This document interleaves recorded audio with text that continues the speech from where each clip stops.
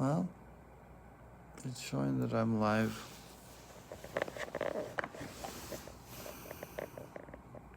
Oh, 37 minutes into it. Oh, there's 37 seconds. Remember to guard your privacy and abide by the guidelines. Okay, I will remember that. How long will it keep it online? So I'm actually laying down. I don't know if this is worse or better. Okay, it's telling me I need to keep this orientation. I'll fix that on my phone. Oh, I did. Anyway, I am laying in bed. I am in Salt Lake City, Utah, in a hotel by the airport.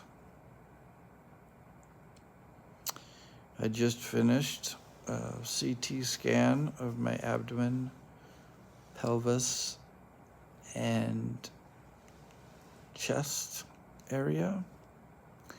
And I also had an MRI of my brain. I have melanoma cancer, and I'm very close to having a diagnosis of a terminal diagnosis. I am now stage 4, which means the cancer has grown in other locations other than the primary location. And so when I go to these CT scans and I go to the MRI, I usually take medication that helps me feel better when I go through those machines. I'm not really scared anymore of the CT scan. I've had so many of them. I know what happens, but it's always nice to just give your mind a little bit of relaxation as you go through that process. The MRI, however, is more intense, and you have to stay still for close to a half an hour.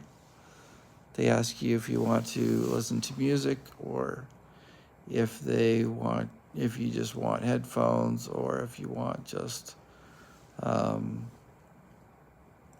to have quiet, so they can just play quiet. Well, I guess they could just play nothing, and so all you do is hear all of the garbage going on around you. So I decided to take one pill, and before I do the CT scan, and then I would take another pill before the MRI. So that way I get through them, and really in the MRI, I almost fall asleep because the pills work so well and really get my mind relaxed. So I don't feel the pressure and the anxiety of being in this scanner box and all the noise going around me. But that causes another problem, that I can't just drive home in that state. So I usually have a friend or a family member, well, not even usually a friend, but a family member will come and pick me up and take me back to my car, or to home, or to, right now, to a hotel. So this time it was my son and his daughter-in-law, Andy and Megan. They drove me over to the Huntsman Center in Farmington, and then drove me back to my hotel over by the airport. So tomorrow they will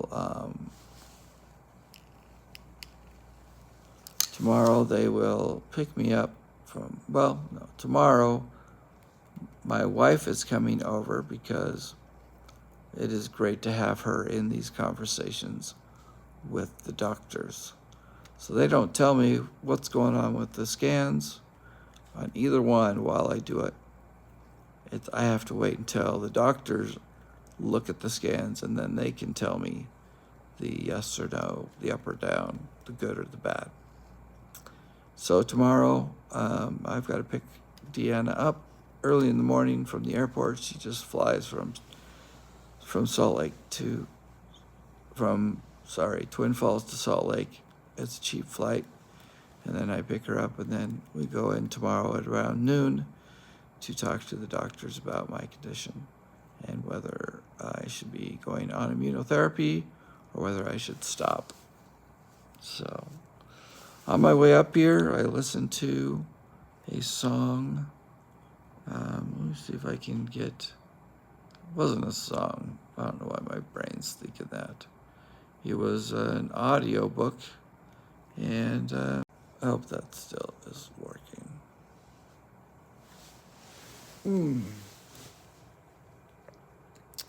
Come on. Come back into play. My phone is having a problem. It's telling me that I need to have this straight up and down. It doesn't like that it's sideways. Anyway, that is the name of the book. The first half was just about how rotten his life is and how many problems he's had. And then the second part of the book is about how to deal with the rottenness of some of the physical ambitions that have come across. Let me see what this thing says. It says orientation is locked. Rotate device back. Okay, there we go. I read the book, and I would get to maybe chapter 10, 11, or 12, and then read it to the end, because the first part is just about him getting over polio and getting over some other serious diseases. But the meat of the book is towards the end. So anyway, I encourage you to read that book. I think that's the end of my live. I will talk to you maybe tomorrow after I know the diagnosis. My guess is they're going to say that the cancer has spread everywhere and that I only have a certain time to live, which I already kind of know. So it'll be good to hear from another set of doctors that this is the process you want to go on. So if you would like to know and follow along with my terminal illness, go ahead and follow or subscribe, and then you'll get notifications only if you ring the bell, and that will send you a notification that I've posted again.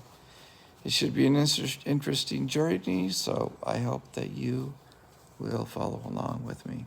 Thanks for watching. We'll see you next time on Dumb Old Dad.